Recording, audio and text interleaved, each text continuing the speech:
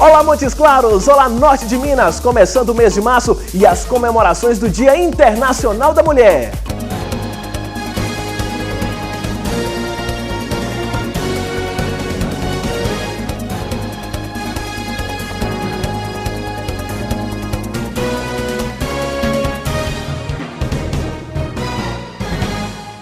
Olá! No programa de hoje, Viviane Carvalho conversa com o Dr. Salviano Macedo sobre o luto. E ele nos explica o que esse sentimento pode provocar no ser humano. A dor de perder quem amamos revela sentimentos desconhecidos. Dr. Salviano, vamos falar sobre luto hoje. O que é luto? Como viver o luto? O luto é um conjunto de reações que nós sentimos diante de uma perda.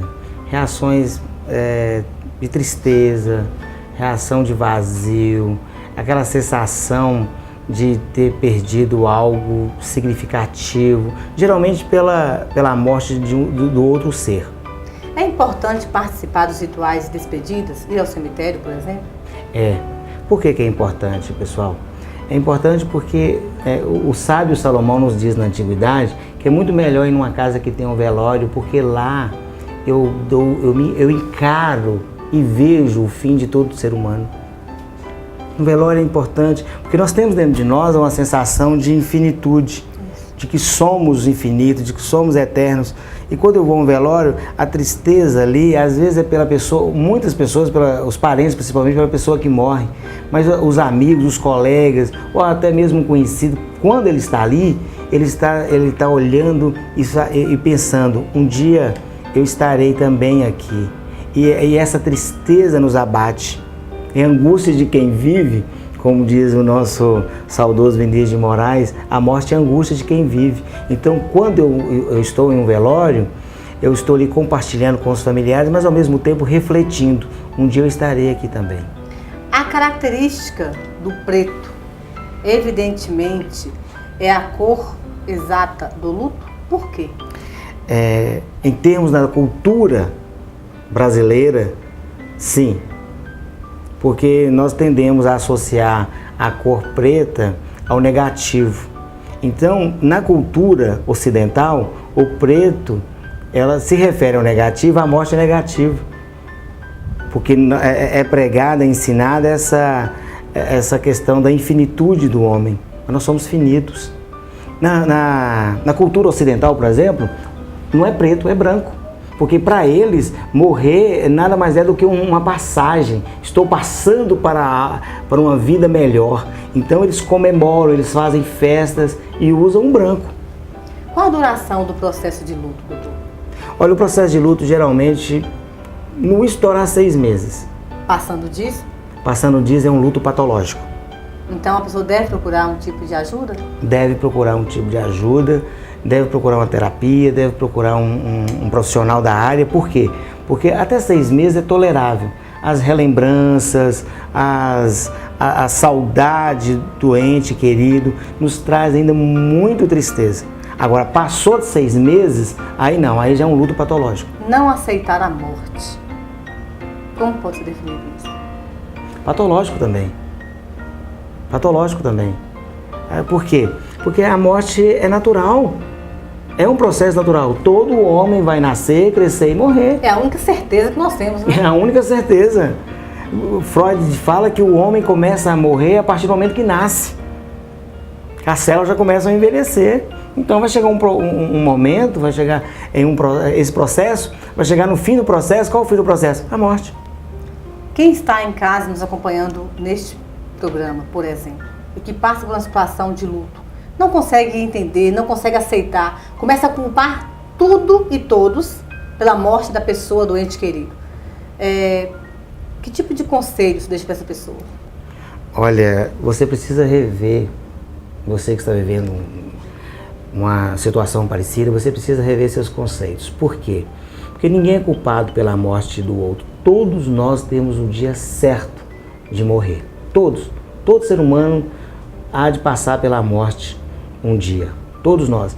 Então, a partir do momento que você perdeu um ente, passou de 6 meses e você continua insistindo nisso, olha, se você não o fizer, Isso vai atrapalhar a sua vida física, sua vida emocional, sua vida cognitiva, porque atrapalha a sua concentração, o seu trabalho, a sua vida cotidiana. Então, procure uma ajuda, procure um profissional, procure alguém que possa lhe mostrar um caminho para que você possa sair dessa situação embaraçosa que é o luto. A dor de perder um ente querido é para sempre? Olha, Carlos Drummond de Andrade nos diz que tudo que vivemos sempre vai ficar algo.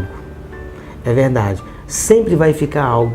Se é para ficar algo, não deixe a dor não, deixe as lembranças belas, as lembranças bonitas do ente que se foi. Desfazer dos objetos pessoais, desfazer do quarto, do local que a pessoa ficava, das roupas, é uma forma de diminuir a dor do luto? Isso é pessoal também. Mas uma forma interessante de diminuir a dor, porque se um objeto me faz lembrar da pessoa, e tem muita gente que não vai desfazer do objeto, mas às vezes oculta o objeto, mas toda vez que tocar no objeto vai lembrar da pessoa. Lembranças, gente, nem todas as lembranças precisam trazer dor. Às vezes tem lembranças que são boas, tem lembranças boas. Quem perde pessoas em datas especiais, como Natal, aniversário, casamento, como fazer emocionalmente para lidar com isso, doutor? Olha, são datas marcantes, né? São datas marcantes e não só marcantes no sentido positivo, né? O Natal, por exemplo, é uma data marcante no sentido positivo. E de repente vem um evento desse que é negativo. Deixa o positivo vencer. Vai curtir o seu Natal, vai viver o seu Réveillon, vai passar o seu Réveillon com os seus familiares, com as pessoas que amam. Você não deixou de amar o ente que se foi, mas também isso não pode impedir você de comemorar e celebrar com os vivos. Quando é a hora certa de procurar ajuda? Aí você tem que avaliar o estado psicoemocional, o estado cognitivo, o estado físico da pessoa enlutada. A mãe que perde um filho e fica outro, como que ela vai lidar com essa situação? Esse outro que ficou, ele vai sentir também essa parte da rejeição, porque a mãe vai ficar o tempo todo falando de quem perdeu. Eu falo mãe porque é mais comum nesse caso. Como que esse filho que fica, ele deve ser observado pela mãe, analisado pela mãe, essa mãe que perdeu o filho? Olha, quando se constitui uma família, todos os filhos devem ser tratados da mesma forma.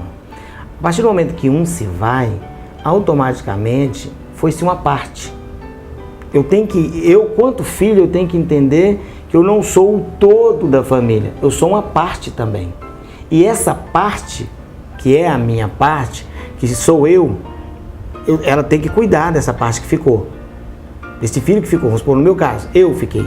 Agora, no caso do outro que se foi, se ela ficar só falando do outro, o outro vai se sentir enciumado, o outro vai se sentir rejeitado, o outro vai sentir que nunca foi importante para a mãe, foi importante só o que se foi. Agora, a mãe ou os outros familiares, nós tendemos muito a valorizar as pessoas depois que elas se vão. Talvez é uma descarga emocional em cima do ser que se foi. Ou seja, é eu tentando uma forma de compensação, tentando expressar todo o amor que eu deveria sentir enquanto ele estava vivo e não o fiz. A culpa. É uma culpa. E a culpa dói. O nome certo que você deu, Viviane, sentimento de culpa, é a culpa. Eu deveria ter amado mais, como diz, né? Aquela música, eu deveria ter amado mais. Epitáfio, aquela música muito interessante, deveria ter amado mais, enquanto a pessoa estava viva. É a culpa, faz isso. É isso aí.